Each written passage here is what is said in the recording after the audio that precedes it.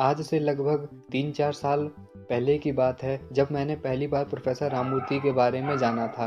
उस समय मैंने एक वीडियो देखी थी जहाँ पर यह बताया गया था कि प्रोफ़ेसर राममूर्ति को विदेश में ज़हर भी देने की कोशिश की गई थी। तो मैं उस समय सोचता था कि ना जाने यह बात सच है कि झूठ है, लेकिन यह बात वास्तव में सच थी। दोस्तों, अब मैं राममूर्ति सीरीज़ बना रहा हूँ, इसलिए मैंने राममूर्ति जी के बारे में अनेक जगहों से जानकारी प्राप्त करी। तो इस जानकारी के लिए मैंने गूगल पर एक पुस्तक देखी थी जिसका नाम हूज़ हू इन इंडिया था। वहाँ पर प्रोफ़ेसर राममूर्ति जी के बारे में 2-3 पेज लिखे हुए थे। तो वहाँ पर लिखा हुआ था कि जब प्रोफ़ेसर राममूर्ति विदेश भ्रमण के लिए निकले थे और जब वह मलेशिया में पहुँचे थे, तो फिर वहाँ पर उन्होंने मलेशिया में भी बल प्रदर्शन दिखाए थे। लेकिन मलेशिया में जो प्रोफ़ेसर राममूर्ति जी से कॉम्पिटिशन करने वाले जो प्रतिद्वंदी थे, उन्होंने प्रोफ़ेसर राममूर्ति को ज़हर देने की भी कोशिश करी थी, लेकिन प्रोफ़ेसर राममूर्ति किसी तरह से बच गए थे।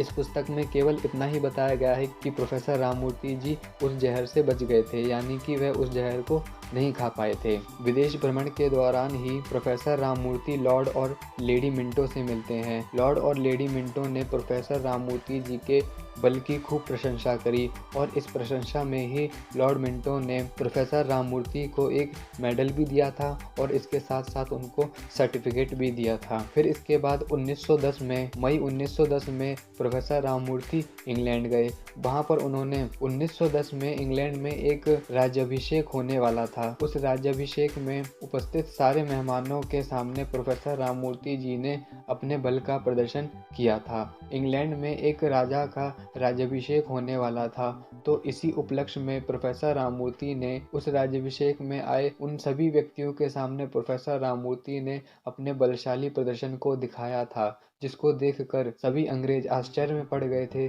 कि एक साधारण से दिखने वाला व्यक्ति इस प्रकार के बल प्रदर्शन को कैसे कर सकता है। क्योंकि उस समय बलशाली पुरुष तो थे, लेकिन कोई प्रोफ़ेसर राममूर्ति जितना शक्तिशाली नहीं था। एक हाथी को अपने सीने पर चढ़ाना कोई आम बात नहीं थी। इस प्रकार के बल प्रदर्शन को देखकर सभी अंग्रेज आश्चर्य में पड़ गए थे और उनकी शक्ति की उन्होंने खूब प्रशंसा करी थी। इसी पुस्तक में प्रोफ़ेसर राममूर्ति अपने बल का राज बताते हैं। इसकी चर्चा मैं अगली वीडियो में करूँगा।